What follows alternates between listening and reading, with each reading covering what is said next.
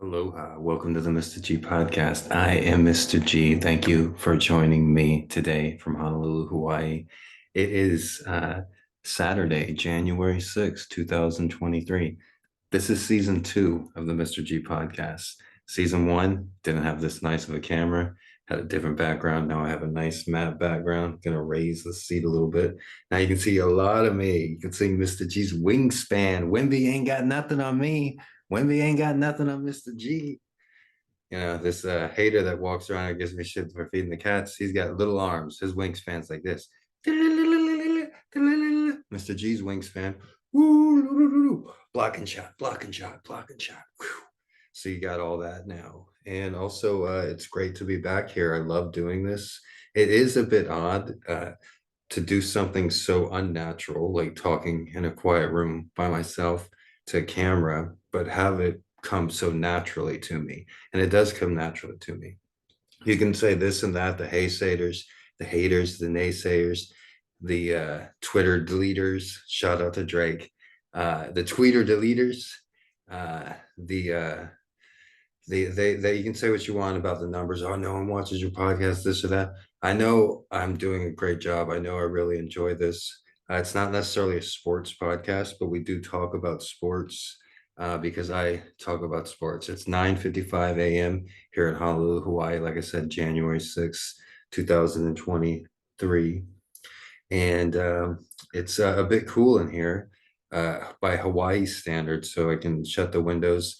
And I'm going to be doing 50 episodes over the next 2 months. I've taken an extended break from the Mr. G podcast. I've been working more on my Bible videos, and my meme videos have been doing well on my main YouTube channel. I don't know where I'm going to upload this, but I am going to do 50 episodes over the next 2 months. In March, I have other things planned and visitors coming here, so it's the best time.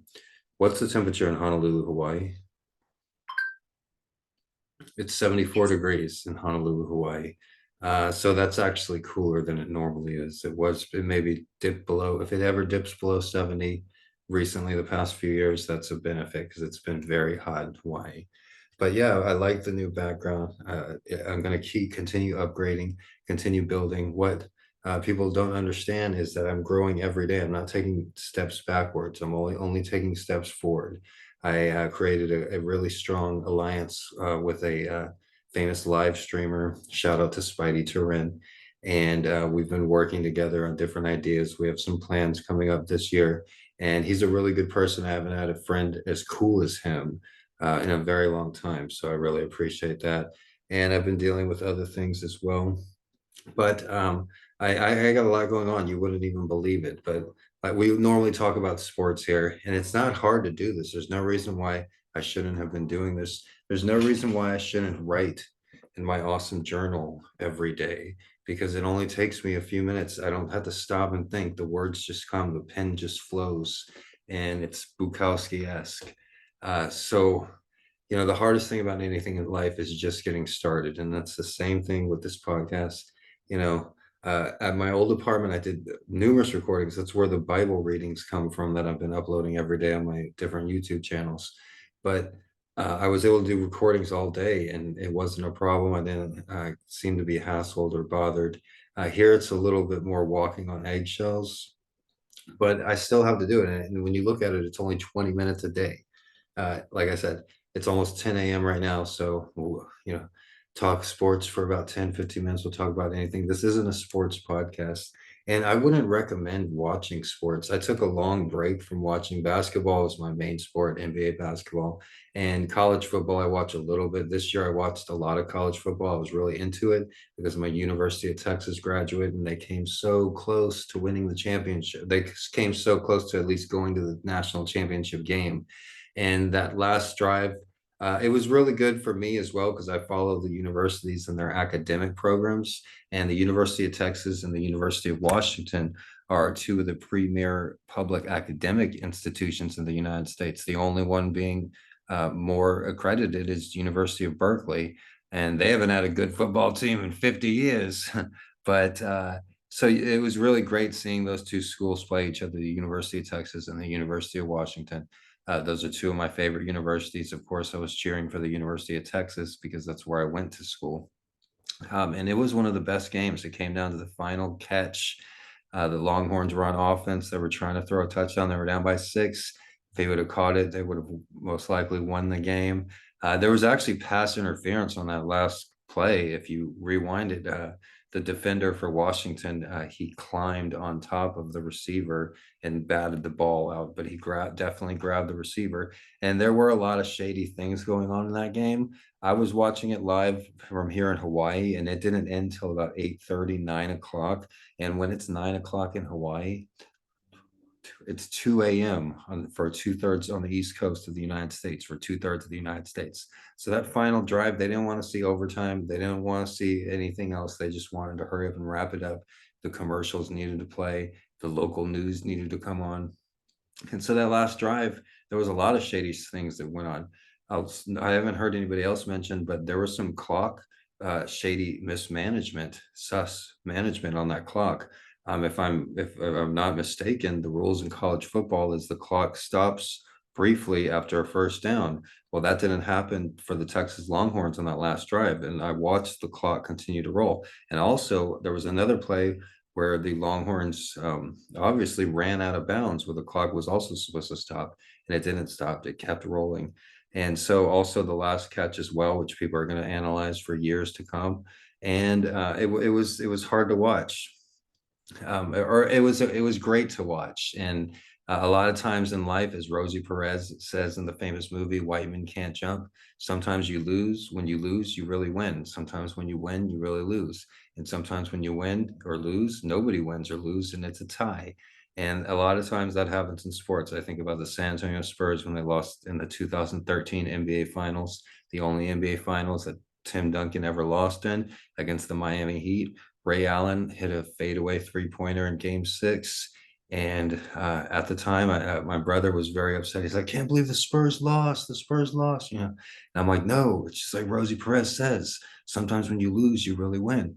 And what happened? The Spurs came back. They made it to the NBA Finals next year against the Miami Heat, and they produced some of the most beautiful basketball that's ever been seen. The 2014 NBA champion San Antonio Spurs. They destroyed LeBron James, Dwayne Wade, and Chris Bosh in the NBA Finals. And the Spurs played as a team, as a unit. Kawhi Leonard won Finals MVP. And so they wouldn't have come back so strong next year in 2014 if they hadn't lost so heartbreaking in 2013. So when that's life, summed up. When you go through life and you have setbacks, you want to learn from them. If you don't learn from them, then they're regrets. They're not experiences. So you always want to learn from your experiences. And basketball, like soccer, is a great analogy for life. But so with the Texas Longhorns, like I said, they had a great season. At the beginning of the season, they were 25-1 odds to win the college football championship. They were like 15-1 odds even to make the college football playoff. And I looked at their schedule at the beginning of last season and I said, hey, the Longhorns played 10 of their 12 games on Texas soil. And so I said that the only tough game they have is Texas is at Iowa State, which they blew out Iowa State, and at Texas Tech, which they also blew out Texas Tech. But next year is a different story. Next year, the Longhorns is the first year for them in the SEC, the most powerful conference in college football. And the Texas Longhorn football team have the most difficult schedule any college football team has ever had. And I'll put up that argument if you disagree with me. The Texas Longhorn football team got this freaking pop-up ad. All right, they start off the season against Colorado State. That's easy. All right, it's just a warm-up game. But then their second game of the year is at Michigan, at the Big House. Michigan is playing Washington in the national championship. If you were going to play one of the toughest teams in the United States for the second game of the season, it's Michigan, right? So that's their second game. Then they play UTSA, University of Texas San Antonio. They've had a Division I football team for about 20 years. This is one of their first times they get to play the Longhorns. So that's not an easy W. The UTSA is a good team. They're going to give them all. Then they play ULM Warhawks. Okay. I think that's University Louisiana Monroe. Okay, that's also an easy game. Then Mississippi State, all right, at home. But Mississippi State is an SEC team. That's not a gimme. Then it's the Red River Shootout in Dallas at the Cotton Bowl versus Oklahoma. Oklahoma has a Heisman candidate. He's, I guess, a sophomore next year. I saw him play in the bowl game. He's a great player, a great quarterback, and a great, exciting player. Next up, they got Georgia. Georgia might be the best football team in the United States.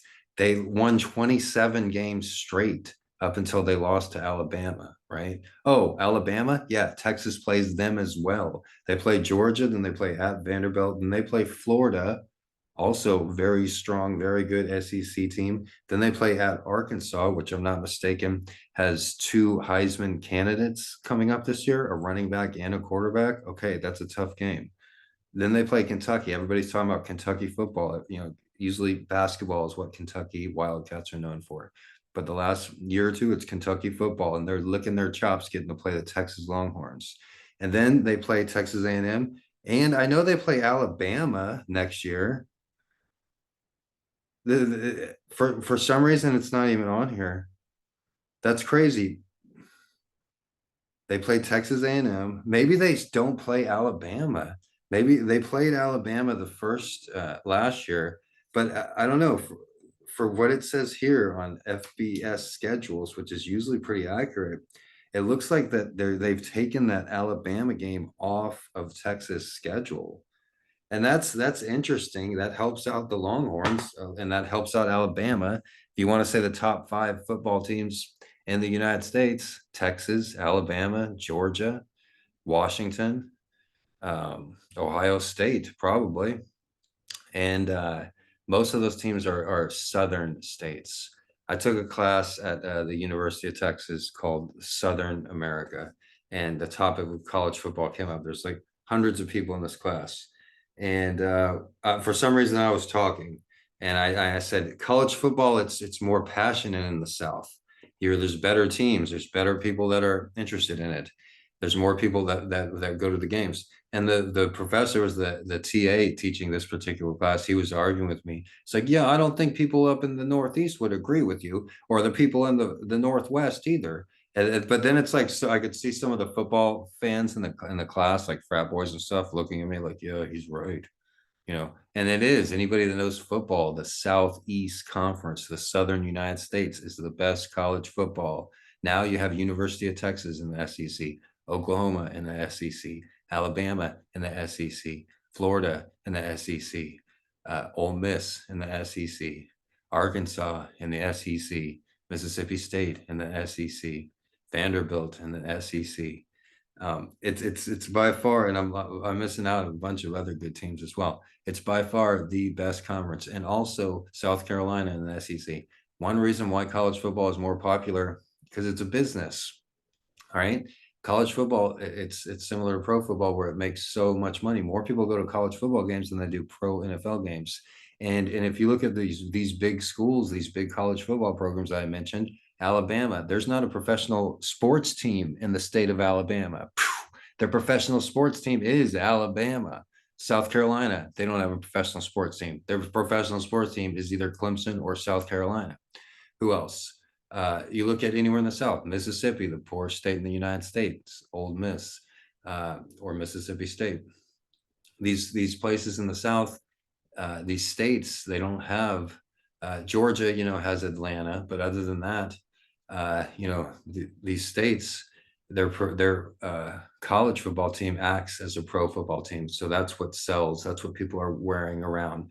They're wearing Alabama shirts, Alabama caps. If there was a pro team, that they would win that. And so pro teams only go to bigger cities. You look at Austin, Texas is a great example. Austin is one of the biggest cities in the United States without a professional sports team. I think they have a soccer team now or something like that. But any of the major sports teams, for so long, they didn't have a sports team despite having a large population.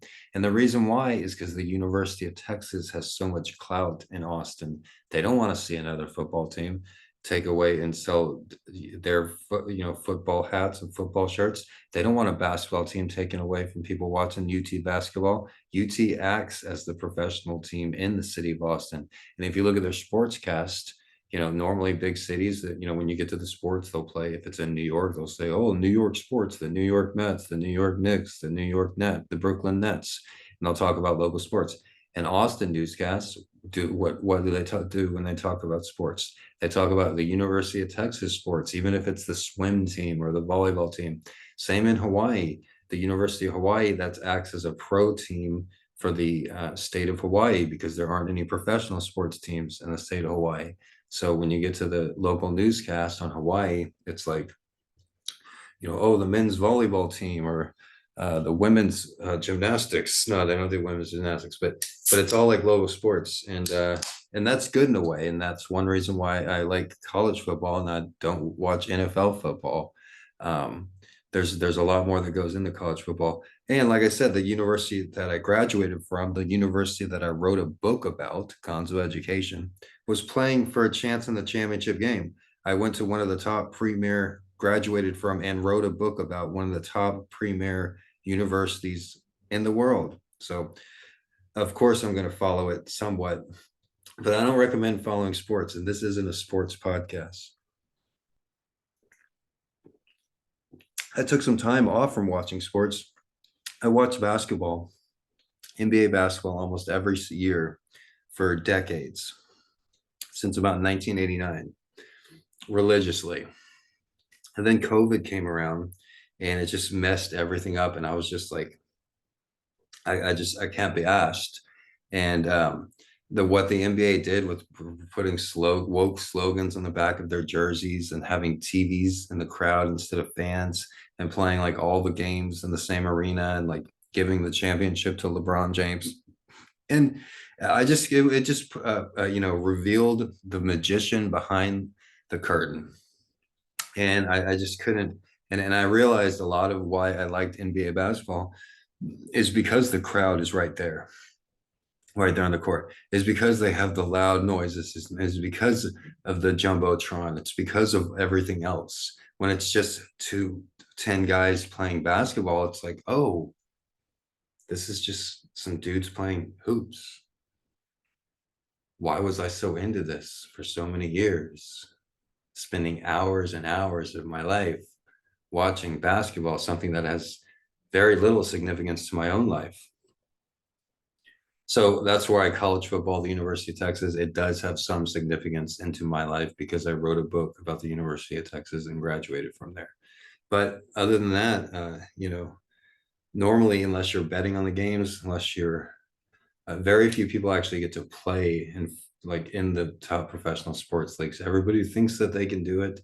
If you put your mind to it, you can do anything. And that might be might be true to some extent. But why do people stop watching sports? Well, for different reasons. Some common ones are they need more time, energy, money, and personal growth.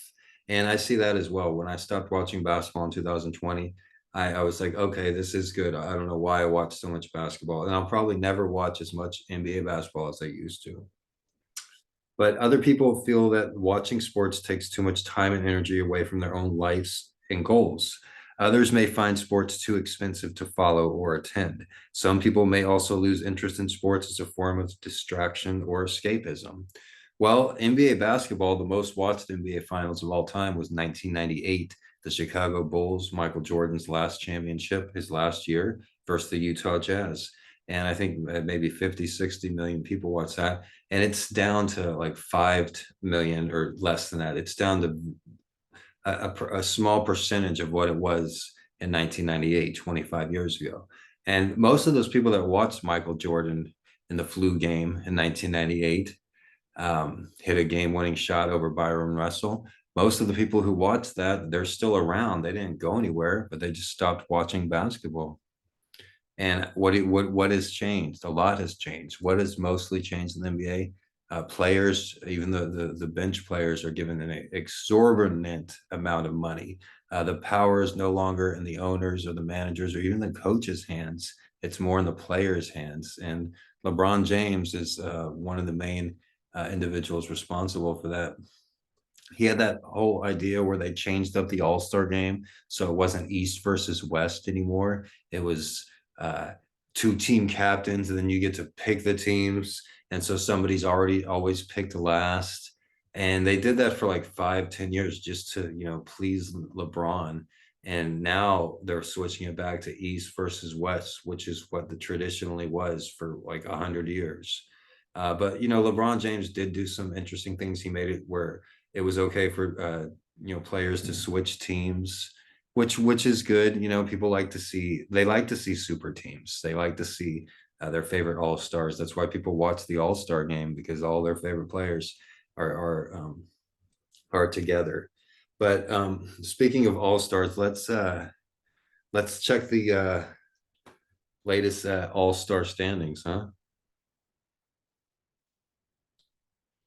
Or no, it's not, because I don't have it in front of me. But I'll give you my all star picks. But why do people stop watching sports?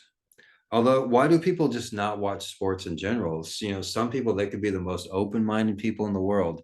And a lot of my friends throughout my life were not the type of people to like sports, people that like to read, that like to use their mind. And, I'm just generating some AI results. Why do people not like sports and people do like sports? Some people choose not to enjoy sports for various reasons. One reason is commitment involved. Sports fans often invest emotionally in their favorite teams. They celebrate victories and feel disappointed when their team loses. However, not everyone wants to dedicate time and energy to this level of commitment. The intense emotions and rivalries associated with sports can be overwhelming for some individuals. And yeah, you give what you take. My team, the San Antonio Spurs, I celebrated 5 championships, and I had a lot of heartbreak loss as well. Number two, constant headlines. Sports news is hard to avoid. It's everywhere on TV, social media, and even casual conversations. For those uninterested in sports, the constant exposure to sports headlines can be tiresome or even annoying. One tidbit about this that I've learned is sometimes in life you're in a situation where you're going to have to make small talk with people, and sometimes that's hard to do because there's very few universal topics. It's like, oh, we can talk about the weather, and people do that. Oh, what's the weather like? I do that. Everybody does that. But the second, number two after weather, is sports. Sports is almost as universal as the weather. And a lot of lower economic people watch sports. So if you ever find yourself in a situation, a wealthy stockbroker finds himself in the drunk tank of the local jail, right? And everybody's sobering up, and he wants to make friends or have conversation. And they don't know much about stocks or bonds, but they know about sports. And so one thing the Wall Street banker can talk about is sports. And that's the same situation of any person. If you're used to a higher level of people that don't watch sports like I am, sometimes you'll find yourself in a situation where sports is your biggest ally and can be your biggest friend, and it can open doors for you. So it's good. It's never good in life to just block things out and just to say, no, that's not for me. I don't like it. I don't like it. And maybe a few like very nefarious things, but something like sports that's so universally appreciated. It's not something that I would ever recommend. Just, oh, I'm not sports guy. I'm not sports. I'm not sports. You want to be open-minded to everything. That's the mindset that you want to take if you want to be youthful and have virality, not virality. If you want vitality throughout your life, not many people my age are as young as I am. And one reason why is because I have an open mind. And so people that are like, oh, I don't like sports, not for me, not for me. You want to keep an open mind, anything. It's very hard to convince those people. And if there's anything, it's basketball or soccer that would do it. If any sport, football, it's way too complicated. Rugby, I don't even know. Cricket, I don't even know. But American football, it's way too complicated. It takes a while to learn it. Soccer and basketball is the most easiest to learn. And also, the best thing about sports and NBA basketball is there's all this drama on the side. And same with soccer, the World Cup, all the different countries play each other. There was a match coming up that I thought was real. It was Palestine versus Israel in a soccer preliminary match for the World Cup. So that's just an example, the most extreme example of the underlining storylines that are involved with international soccer and with sports in general. Basketball and soccer are both analogies for success, for achieving your goals. Football, American football, it's an analogy for war, which is also very interesting as well. But what are some other reasons people don't like sports? Lack of interest in the games. Some sports games may seem repetitive or too long without enough action. For example, baseball games involve players running around bases, and basketball games can have tense moments only in the final periods. Not every sport offers the excitement of wrestling or fast paced action.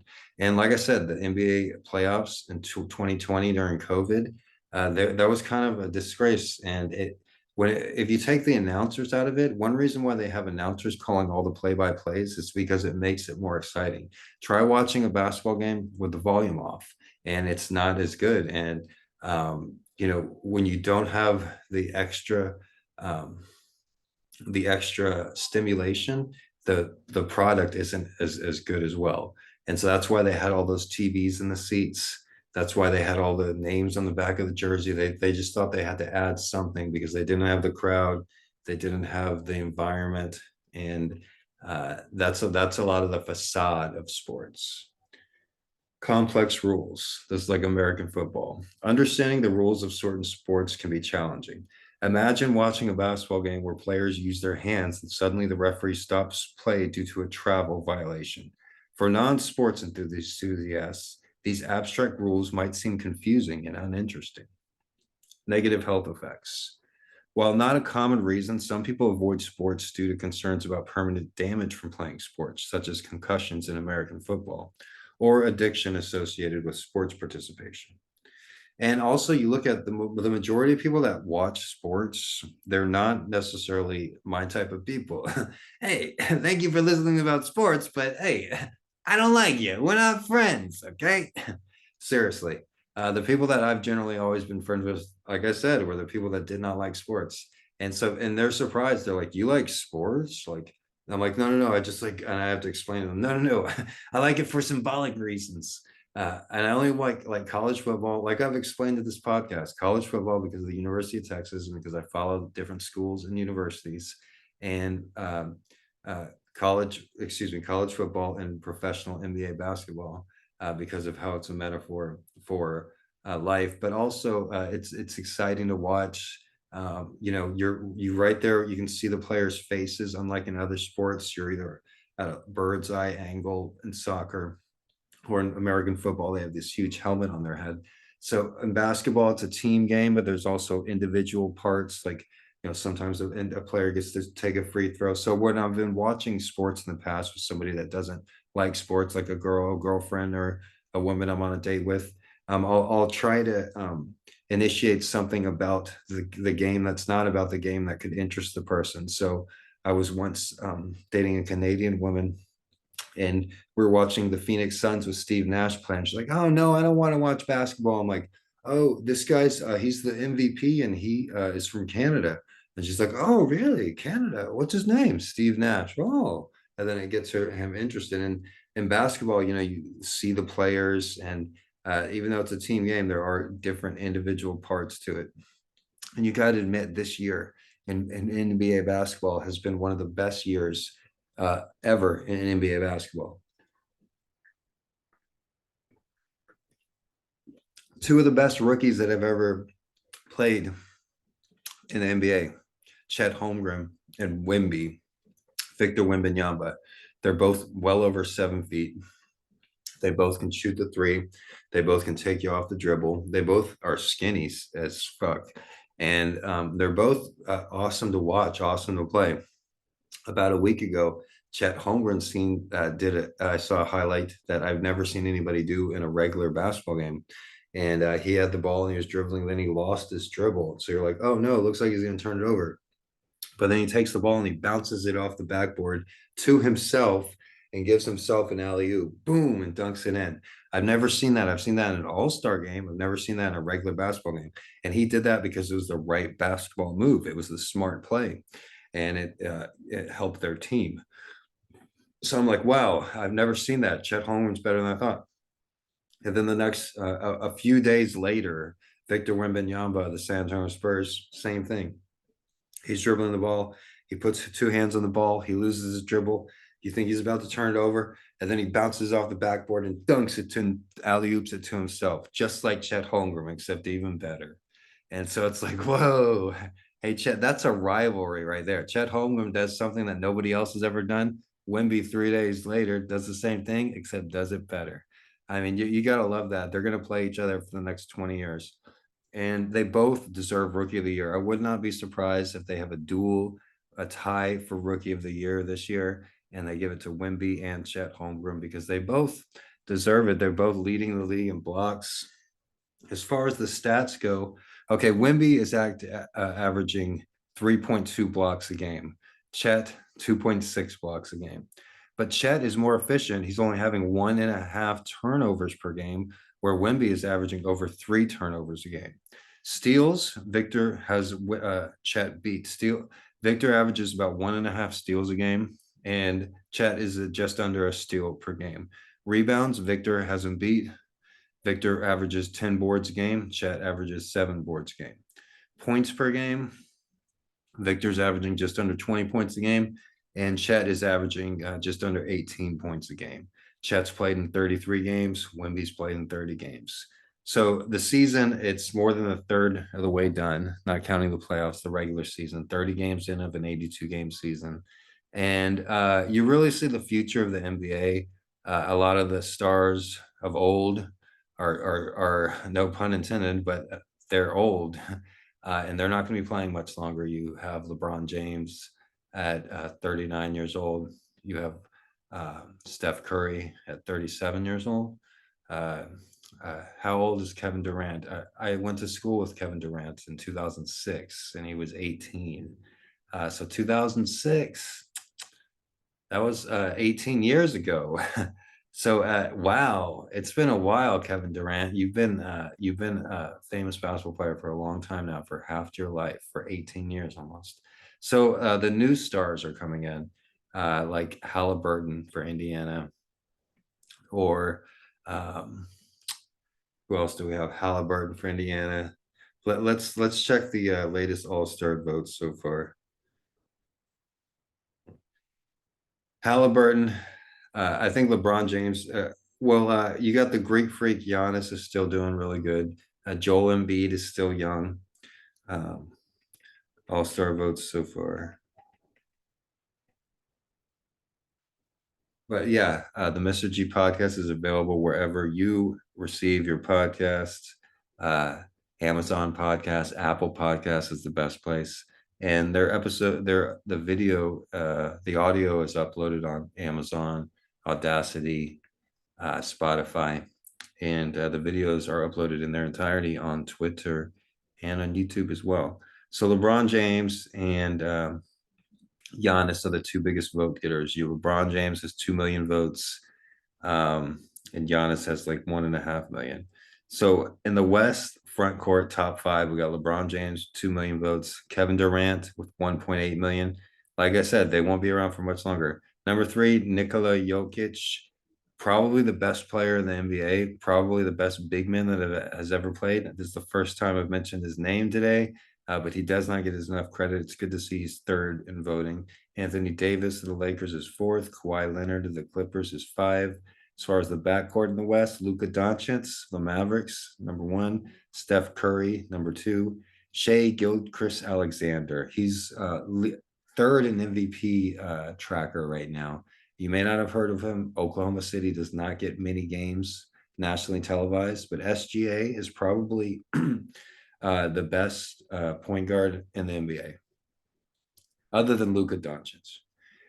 All right, to the East, top vote getters, we got Giannis, the Bucks with 2.1 million. Then we got Joel Embiid of the Sixers with 1.8 million. Jason Tatum, 1.7 million. Jimmy Butler and Jaylen Brown.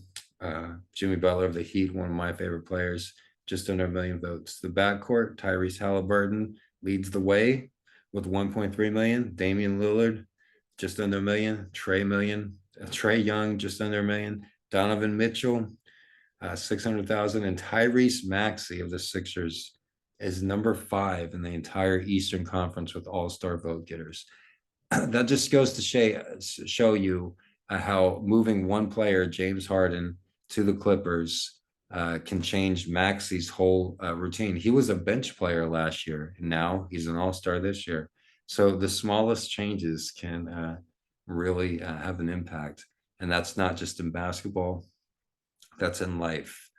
Jordan Peterson says, if you're a messy person, if your whole room is a mess, if your whole house is a mess and you can't motivate yourself to clean it, convince yourself to clean one drawer. All right.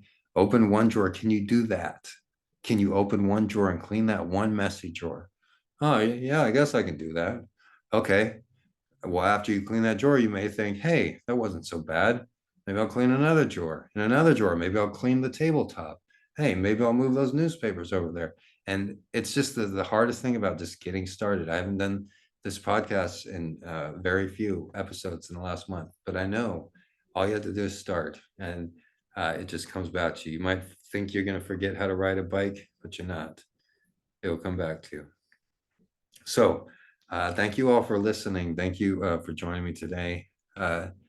Later tomorrow, we're going to be doing this every day. All right. I don't care if nobody watches. I don't care if everybody watches. I'm doing this. All right. I'm doing it for me. And we'll talk something not about sports tomorrow. We'll talk about something else next episode. Thank you for listening. Aloha.